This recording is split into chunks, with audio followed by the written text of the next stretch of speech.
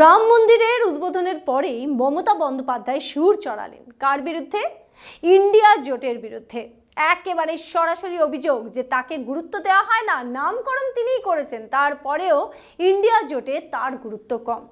আর তারপরের দিনই নেতাজি যে জয়ন্তী, সেই নেতাজির জয়ন্তীতে নেতাজিকে কাজে লাগিয়ে, এই ইস্যুকে কাজে লাগিয়ে একেবারে সরাসরি আক্রমণ বিজেপিকে।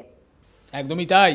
এবং তার থেকেও বড় বিষয় হলো গিয়ে নেতাজির জন্মজয়ন্তীতে দাঁড়িয়ে তিনি একটা বিস্ফোরক অভিযোগ করলেন যে রাজনীতির প্রচারের জন্য ছুটি দেওয়া হয়, কিন্তু নেতাজির জন্য কোনো জাতীয় ছুটি নয়। নেতাজির কাছে আমরা ক্ষমা প্রার্থী এবং জনসাধারণের কাছেও আমরা ক্ষমা প্রার্থী।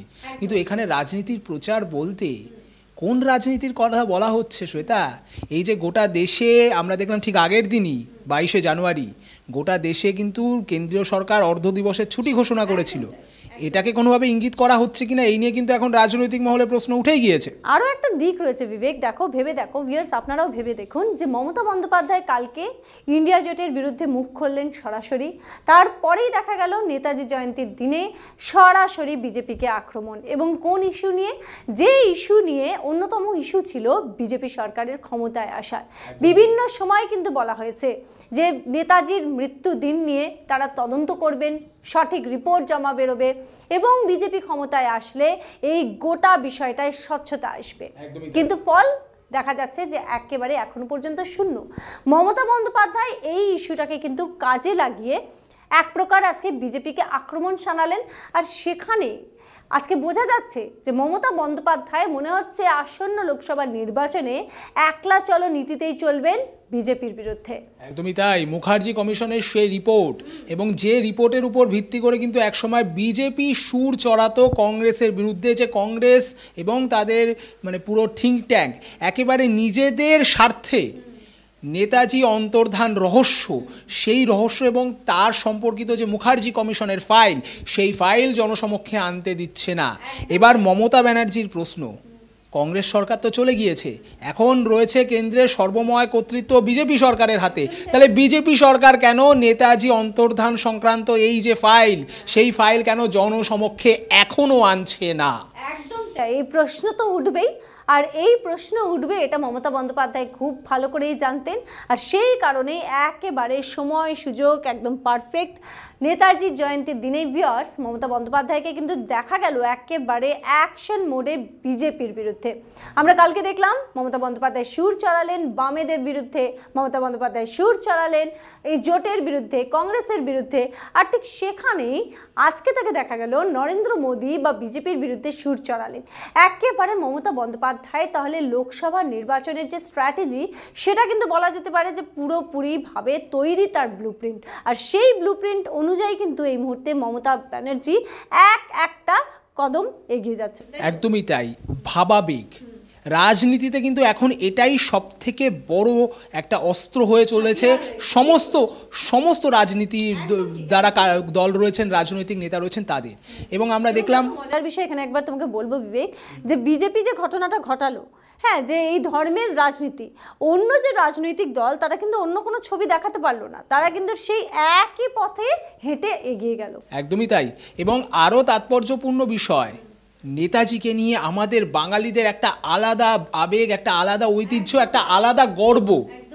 সেখানে দাঁড়িয়ে আজকে নেতাজি জয়ন্তীর দিন, নেতাজি জয়ন্তীর এই শুভক্ষণে রেড রোডে দাঁড়িয়ে, সরকারি অনুষ্ঠানে দাঁড়িয়ে এই যে অভিযোগটা তিনি করলেন, এটা কোথাও না কোথাও গিয়ে সেই বাঙালিত্ব এবং নেতাজি, সেটাকে উস্কে দেওয়ার একটা প্রচ্ছন্ন চেষ্টা নয় কি? সেটাই কিন্তু মনে করছে রাজনৈতিক মহলের একাংশ। এবং এই প্রশ্ন তো উঠছে, যেটা বিবেক বলল যে প্রশ্ন তো উঠছে, কারণ আজকে যেভাবে নেতাজিকে একেবারে নেতাজির এই অস্ত্রটাকে কাজে লাগিয়েছেন মমতা বন্দ্যোপাধ্যায়, তিনি ঠিক কি বলেছেন আজকে শ্রদ্ধা জানাতে গিয়ে, চলুন একবার একসঙ্গে শুনে নিবি।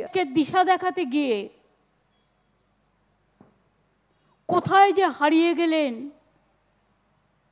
আজ পর্যন্ত আমরা জানতে পারলাম না। তার জন্মদিনটা জানলেও মৃত্যুদিনটা আমরা জানি না।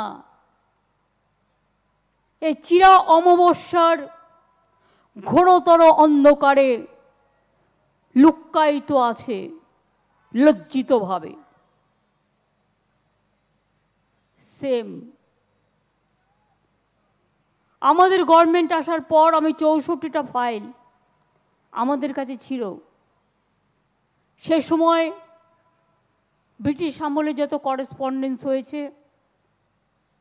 বা আমাদের গ্রেট লিডারের ব্যাপারে যে তথ্য ছিল, আমরা সেটা পাবলিক ডোমেনে নিয়ে এসেছিলাম। এই বিজেপি সরকার ক্ষমতায় যখন আসেনি বলেছিল আমরা এর রহস্য উদ্ঘাটন করব, তারপর সব হয়ে যায়, নেতাজিকে ভুলে যায়। নেতাজি একটা পোর্ট আর ডকের নাম ছিল, সেটাকেও চেঞ্জ করে দেওয়া হয়েছে। আর আজ প্ল্যানিং কমিশন নেই, কোনো প্ল্যান নেই দেশের জন্য। প্ল্যানিং একটা শুনলেন ভিউয়ার্স, মমতা বন্দ্যোপাধ্যায় একেবারে নিশানা করলেন বিজেপিকে। কালকের ওই অনুষ্ঠানে আমরা কিন্তু বারবার একটা কথা বলছিলাম বিবেক, যে অভিষেক বন্দ্যোপাধ্যায় যেভাবে অসমের ফলাফল নিয়ে সুর চড়িয়েছিলেন কংগ্রেসের বিরুদ্ধে, সেখানে কিন্তু একটা আঁচ করা যাচ্ছিল যে আগামী দিনে তৃণমূল কংগ্রেস হয়তো একলা চলো নীতিতেই এগোবেন, কারণ তাদের বডি ল্যাঙ্গুয়েজ, তাদের কথাবার্তা সব কিছুই কিন্তু ইন্ডিয়া জোটের বিরুদ্ধে যাচ্ছিল। এক প্রকার কিন্তু ইন্ডিয়া জোট এই মুহূর্তে ঘেটে যদি মমতা বন্দ্যোপাধ্যায় সেখানে না থাকেন তাহলে কিন্তু আর কোনো মানেই হয় না, এটা কিন্তু রাজনৈতিক মহলের একাংশই বলছেন।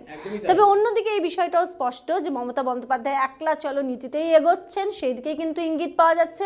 এবং আজকে প্রথম স্টেপটা কিন্তু তিনি নিয়ে ফেললেন নেতাজি জয়ন্তীতে একেবারে ব্যালেন্সিং অ্যাক্ট।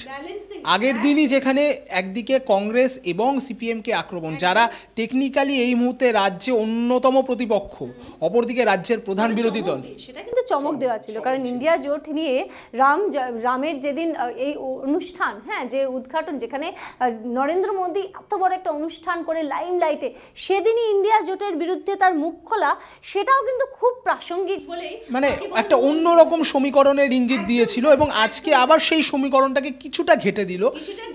কিন্তু এটা বোঝা গেল যে প্রতিপক্ষ বিজেপির তৃণমূল কংগ্রেস, যেটা কিন্তু বারবার তৃণমূল কংগ্রেস বলেছে। কারণ তৃণমূল কংগ্রেস একমাত্র দল দেখা গেছে সাম্প্রতিক কালে যে বিধানসভা নির্বাচনে এই রাজ্য বাংলা কিন্তু জবাব দিয়েছিল বিজেপিকে, এমনটা কিন্তু তৃণমূল কংগ্রেস বারবার দাবি করছে। একদমই তাই। এবং তারা কিন্তু এবার এই স্ট্র্যাটেজিটাই নেবে, তাহলে গোটা দেশ জুড়ে কেন নয়।